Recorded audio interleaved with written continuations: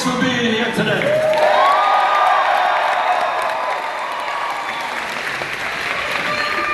And let me thank all of the speakers before me. Let me thank Sarah Nelson, who is in a resurgent labor movement in this country. When workers are standing up and fighting for their rights, Sarah is one of the great union leaders we have, and I thank her for being here.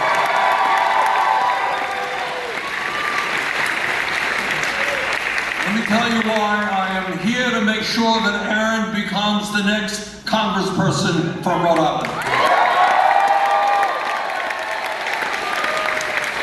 Brothers and sisters, we are living in the most difficult times in our lives. And if sometimes you feel a little bit overwhelmed, and sometimes you got a little bit depressed, and sometimes you feel anxious, trust me, you are not alone. The problems we face are extraordinary, but I believe now, and I have always believed, that when we stand together, working people and seniors and young people and black and white and Latino, Native American, Asian American, when we are prepared to take on the greed of the big money interests, nothing will stop us.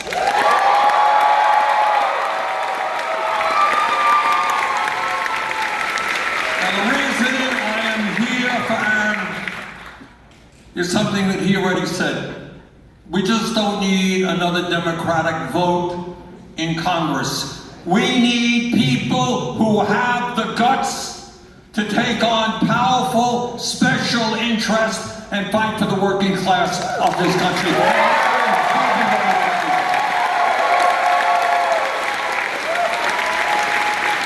I am proud of what we have accomplished in the last several years, and we should not minimize that. Remember, 3 years ago, in the midst of the worst public health crisis in 100 years, in the midst of the worst economic downturn since the Great Depression, small businesses going out, hospitals being overwhelmed, schools closing down, workers without jobs.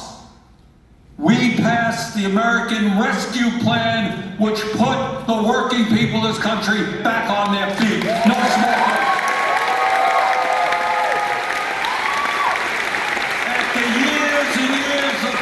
About the need to rebuild our infrastructure, we put tens of billions of dollars into roads, into broadband, into water systems and wastewater plants, and we're creating hundreds of thousands of jobs doing that. We have not gone far enough, but we did pass putting more money into clean energy than at any time in the history of this country. And today, unemployment in America is all of 3%. That's good news.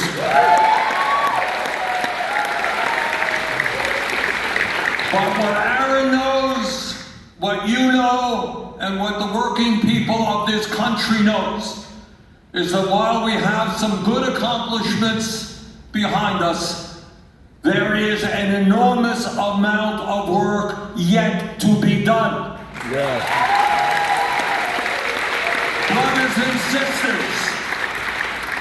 Brothers and sisters, this is the wealthiest country in the history of the world, and yet 60% of our people here in Rhode Island, in Vermont, all over this country, 60% of our people are living paycheck to paycheck. And millions of workers are trying to get by on starvation wages. Meanwhile, the billionaire class has never, ever had it so good. Right. Their problem is they can't figure out how they can spend spend all of their billions of dollars. How many homes they can buy, how many yachts they can buy, how many wonderful private schools they can send their kids to. Our job now is to create an economy that works for all and not just a handful of billionaires.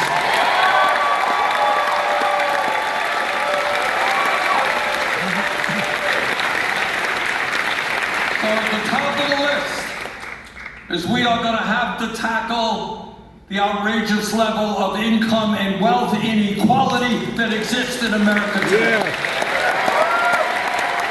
They don't talk about it much in Congress. We don't talk about it much in the corporate media. But the reality is that you got 3 people who own more wealth than the bottom half of American society. That is obscene. That is immoral. That has got to change.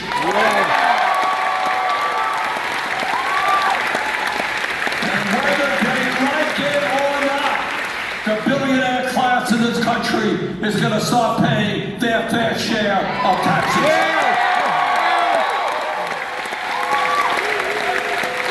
And we don't talk about it much. I mean, one of the problems that we have is that the most important issues facing the working families in this country are not talked about in Congress or in the corporate media. But Aaron understands those issues. He will talk to them. He will fight for those issues. So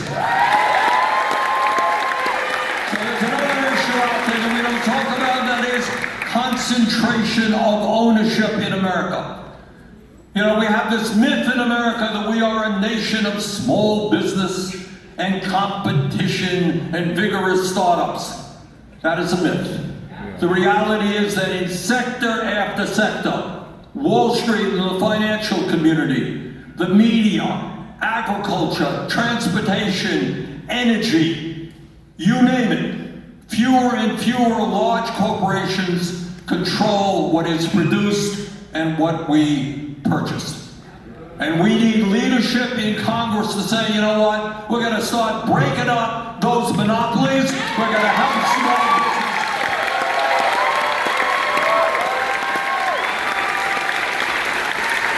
business.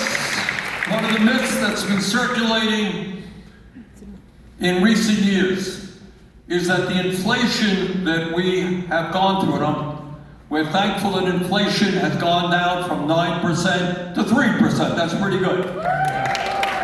But one of the myths is, well, you know, inflation is really because of the war in Ukraine. It's because of the broken supply chains. That ain't the reason. The reason this country has experienced the level of inflation that it has is primarily, not totally, but primarily because of corporate greed.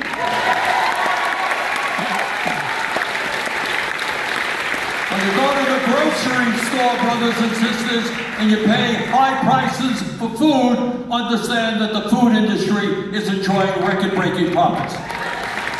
When you fill up your gas tank at the service station, understand that ExxonMobil and their friends are enjoying record-breaking profits. When we pay by far the highest prices in the world for prescription drugs, understand the pharmaceutical industry is making tens of billions of dollars a year in profits. And on it goes. These rulers of the universe think they have a right to have it all, and what Aaron believes, what I believe, and you believe, we are going to prevent that from happening.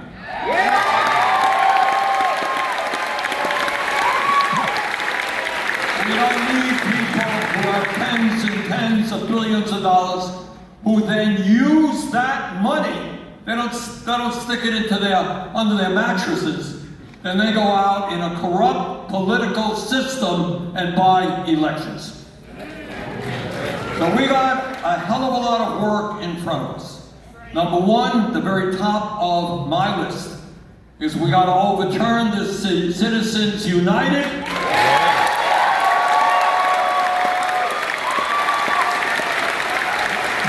And we have got to move to public funding of elections.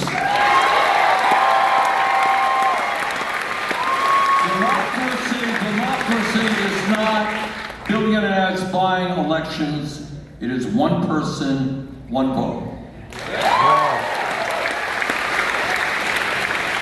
Number two, and Aaron touched on this, as a nation, we have got to join the rest of the industrialized world and understand that healthcare is a human right.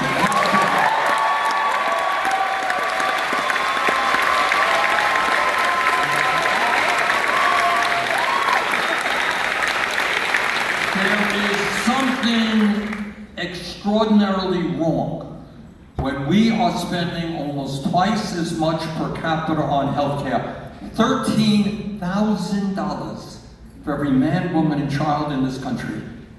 And yet you got 85 million Americans who are uninsured or underinsured, and we don't have enough doctors or nurses or dentists or mental health practitioners. We need to take on the greed of the insurance companies and pass a Medicare for all single payer system.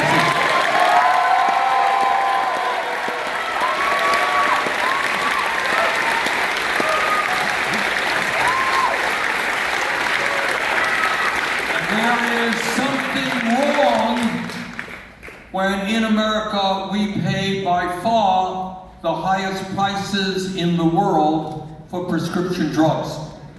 I have taken Americans, people in Vermont, people in the Midwest, over into Canada, and they bought desperately needed medicine, same exact product, for 1/10 of the price that we pay here in this country. Greed is the word. The pharmaceutical industry, believe it or not, has 1,800 paid lobbyists in Washington, D.C. Former leaders of the Democratic Party, former leaders of the Republican Party, working overtime to make sure that tens of millions of Americans cannot afford the medicine they desperately need. And Aaron is going to join me in telling the pharmaceutical industry, we are going to end that greed. We're no longer going to pay the highest prices.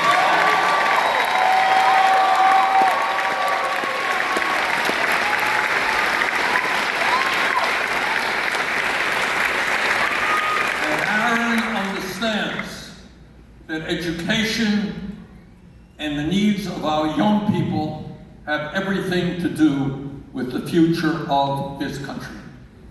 There was once a time, not so many years ago, when the United States led the world in the number of our people who were college graduates and in the quality of our public